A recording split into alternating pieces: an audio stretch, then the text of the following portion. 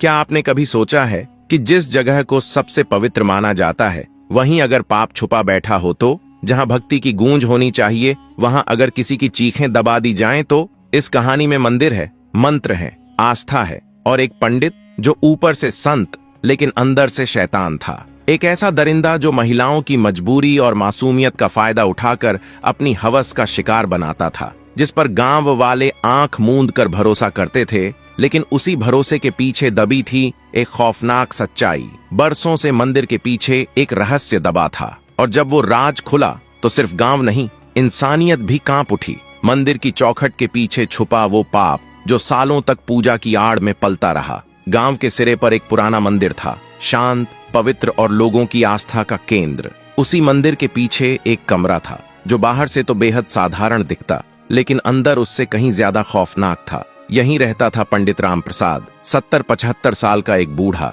जिसकी आंखों में एक अजीब सी चमक थी और बोलचाल में ऐसी मिठास कि लोग बरबस उसकी ओर खींचे चले आते। गांव वाले उसे नेक, विद्वान और साधु मानते थे। महिलाएं उससे प्रसाद लेने जाती और वह कहता, ये प्रसाद तुम्हारी सारी तकलीफें दूर कर देगा। पर असली सच्चाई ये थी कि ये प्रसाद दरअसल उसकी हवस का बहाना था। वो औरतों की भावनाओं से खेलता, उनकी कमजोरियों को समझता और फिर उनकी आबरू को अपनी हवस की भेंट चढ़ा देता। वह इतना शातिर था कि कभी किसी ने उस पर शक तक नहीं किया। गांव में उसकी छवि एक धार्मिक और आदर्श इंसान की बनी हुई थी, लेकिन उसके कमरे की दीवारों के पीछे छुपी थी एक स्याह हकीकत जो किसी ने देखी नहीं, पर कुछ चेहरों पर उसकी परछाई जरूर दिखती थी। उसी गांव में एक लड़की रहती थी, सविता। सविता एक गरीब किसान की बेटी थी, लेकिन उसकी आंखों में सपने थे और दिल में जज्बा। मासूमियत उसकी पहचान थी। वह विजय नाम के एक सीधे सादे दुकानदार से मोहब्बत करती थी, जिसकी दुकान गांव के बीचों बीच थी। विजय की ईमानदारी और मेहनत ने उसे गांव में पसंदीदा बना दिया था। सविता और विजय की प्रेम कहानी बरगद के पेड़ के नीचे और खेतों के किनारे परवान चढ़ रही थी, लेकिन सविता के पिता मनोहर लाल इस रिश्ते के सख्त खिलाफ थे। उनका मानना था कि एक अमीर घराने में बेटी की शादी करके वे अपने परिवार को गरीबी से बाहर निकाल सकते हैं। तभी एक दिन सविता की माँ लक्ष्मी ने कहा, पंडित जी के पास जा बेटी, उनका प्रसाद चमत्कारी है, अगर दिल की बात कहेगी तो वो कोई राह जरूर निकाल देंगे। सविता को यह बात हजम नहीं हुई। उसे पंडित पर कभी विश्वास नहीं रहा। गांव में कई औरतों को लेकर कानाफूसी थी जो उसके पास गईं और लौटते वक्त उनके चेहरे पर चुप्पी का अजीब साया दिखा, पर किसी ने कभी कुछ खुलकर नहीं कहा। लक्ष्मी की जिद के आगे सविता को झुकना पड़ा और यहीं से वो कदम उठा जिसने उसकी जिंदगी की दिशा ही बदल दी। बरसात के एक दिन सविता मंदिर की तरफ चली। उसने नीली साड़ी पहनी थी जो उसकी खूबसूरती को और निखार रही थी। बरसात की बूंदें उसके चेहरे पर गिर रही थीं और उसका दिल धक धक कर रहा था। मंदिर के पास राम प्रसाद अपने कमरे में बैठा था। उसने सविता को देखते ही मुस्कुराकर इस्तकबाल किया। आओ बेटी, क्या परेशानी है? उसकी आवाज में अजीब सी मिठास थी। सविता ने हिचकिचाते हुए अपनी कहानी सुनाई। उसने बताया कि वह विजय से मोहब्बत करती है, लेकिन उसके वालिद इस रिश्ते के खिलाफ हैं। राम प्रसाद ने सर हिलाया और कहा, यह तो बहुत छोटी सी बात है सविता, मेरा प्रसाद तेरी जिंदगी बदल देगा। यह ले, और इसके लिए तुझे मेरी बात माननी होगी। उसने सविता को प्रसाद दिया और कहा, तुम्हारे दुख और परेशानियां दूर हो जाएंगी, लेकिन इसके लिए खास पूजा रात को अकेले करनी होगी। तुम किसी को ना बताना। सविता का दिल धक धक करने लगा। उसे राम प्रसाद की नीयत पर शक हुआ। उसने पूछा, क्या यह पूजा दिन में नहीं हो सकती? राम प्रसाद ने हंसते हुए कहा, बेटी, जादू रात को ही होता है, तुम फिक्र न करो, मैं तेरा भला ही चाहता हूँ। सविता घर वापस आई, लेकिन उसका दिल बेचैन था। उसने विजय से बरगद के पेड़ के नीचे मुलाकात की और सारी बात बताई। विजय गुस्से से भर गया। उसने कहा, सविता, यह पंडित कोई अच्छा आदमी नहीं है। गांव में उसके बारे में बातें चलती हैं, तुम उसके पास वापस नहीं जाओगी। लेकिन सविता ने कहा,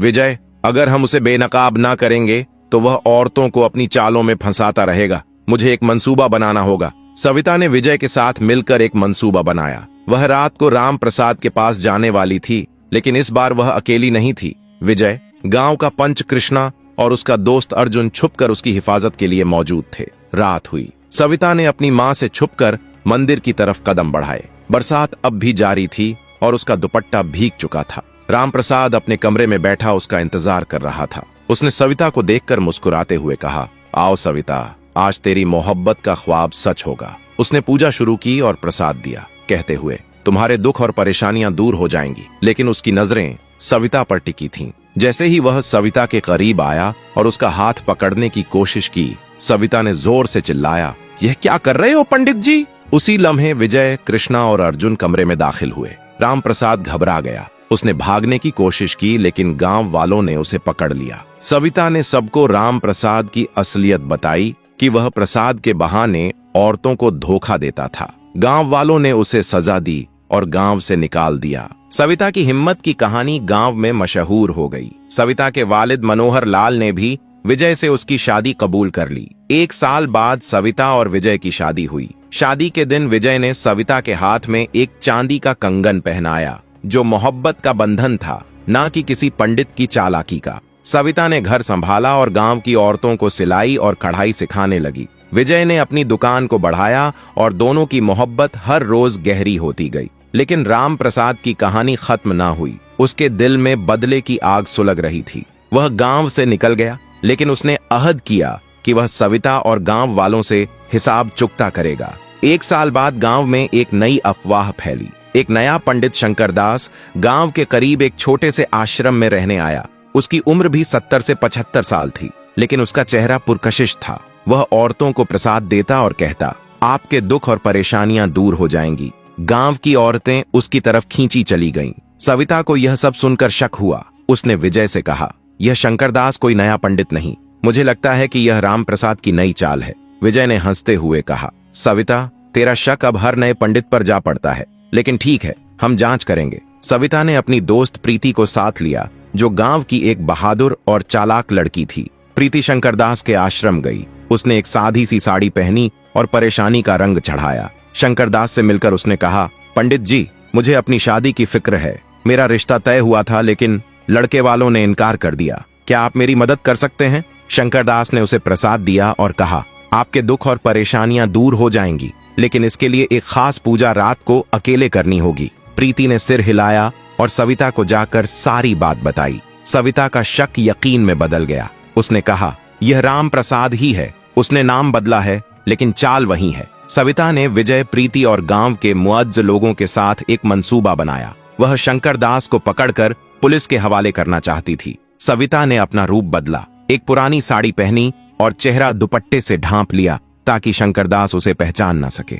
वह आश्रम पहुंची और कहा, पंडित जी, मेरी शादी को 1 साल हो गया, लेकिन मेरा शौहर अब मुझसे प्यार नहीं करता। क्या आप मेरी मदद कर सकते हैं? शंकरदास ने सविता को देखा। उसकी आंखों में वही चमक थी जो राम प्रसाद की थी। उसने प्रसाद दिया और कहा, आपके दुख और परेशानियां दूर हो जाएंगी, बस तुझे रात को एक पूजा के लिए अकेले आना होगा। सविता समझ गई कि यह वही पुरानी चाल है। उसने शंकरदास से कहा कि वह रात को आएगी, लेकिन इस बार सविता ने पूरे गांव को अपने मंसूबे में शामिल किया। उसने पंच कृष्णा, विजय के दोस्त अर्जुन और अपने वालिद मनोहर लाल को भी बताया।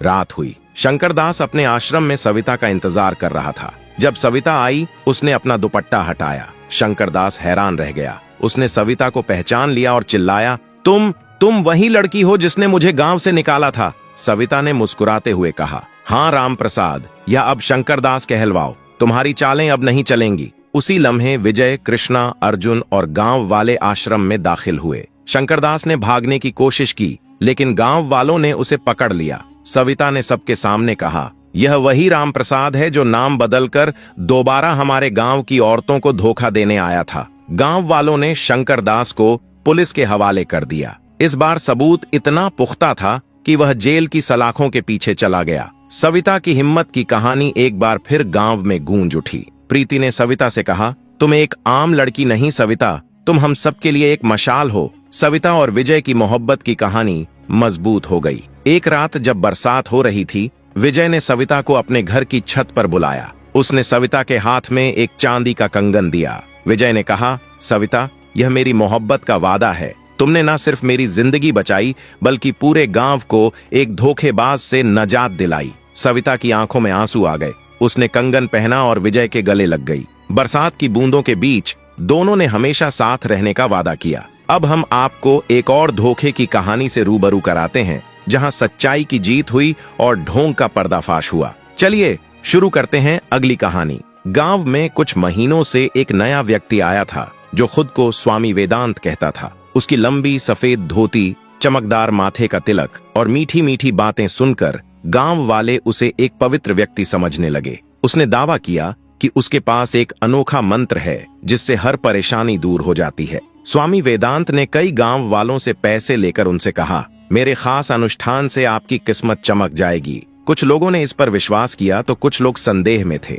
लेकिन नेहा, जो इस गांव की शिक्षित और समझदार युवती थी, उसे यह सब कुछ ठीक नहीं लग रहा था। वह जानती थी कि कोई भी इतने आसान में चमत्कार नहीं कर सकता। नेहा ने अपने भाई राहुल और अपनी भाभी संगीता को साथ लेकर स्वामी वेदांत की हर गतिविधि पर नजर रखने लगी। एक दिन नेहा ने देखा कि स्वामी वेदांत एक पुराने मंदिर के पास अंधेरे में किसी से चुपके चुपके बातें कर रहा था। वह तुरंत वहां गई और छिपकर बातें सुनने लगी। उसने जाना कि स्वामी वेदांत का असली नाम विक्रम था और वह शहर का एक कुख्यात अपराधी था जो कई जगह धोखाधड़ी के आरोपों से बचकर यहाँ आया था। नेहा ने गांव के लोगों को सच बताने की कोशिश की, लेकिन कई लोग उसके बातों पर यकीन नहीं कर रहे थे।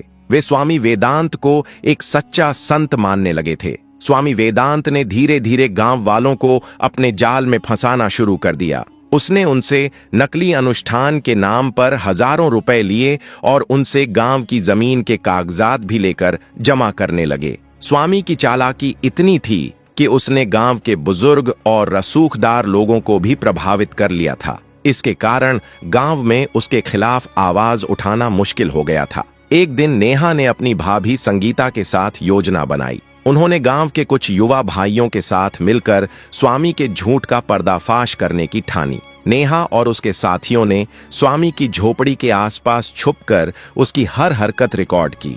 उन्होंने सुना कि स्वामी अपने गैंग के लोगों से पैसे और जमीनों के सौदे कर रहा था। फिर एक रात नेहा और राहुल ने स्वामी के झूठ का सबूत लेकर गांव के पंचायत में उसका सामना किया। गांव वाले पहले तो हक्के बक्के रह गए, लेकिन जब नेहा ने वीडियो दिखाए और साक्ष्य रखे तो सबको सच का एहसास हुआ। स्वामी वेदांत ने गुस्से में आकर नेहा पर हमला करवा दिया, लेकिन गांव के जवानों ने समय रहते नेहा की मदद की। इस घटना से गांव में स्वामी के खिलाफ गुस्सा और बढ़ गया। पुलिस को सूचित करने के बाद स्वामी वेदांत को गिरफ्तार कर लिया गया। जांच में पता चला कि वह कई राज्यों में धोखाधड़ी और जमीन हड़पने के मामले में वांछित था। स्वामी के जाने के बाद गांव में फिर से शांति छा गई। नेहा की बहादुरी और समझदारी की कहानी गांव गांव फैल गई। नेहा ने पंचायत में कहा, कोई भी धोखा देने वाला कितना भी चालाक क्यों न हो, सच सामने आ ही जाता है। हमें हमेशा अपनी हिम्मत और समझदारी से काम लेना चाहिए।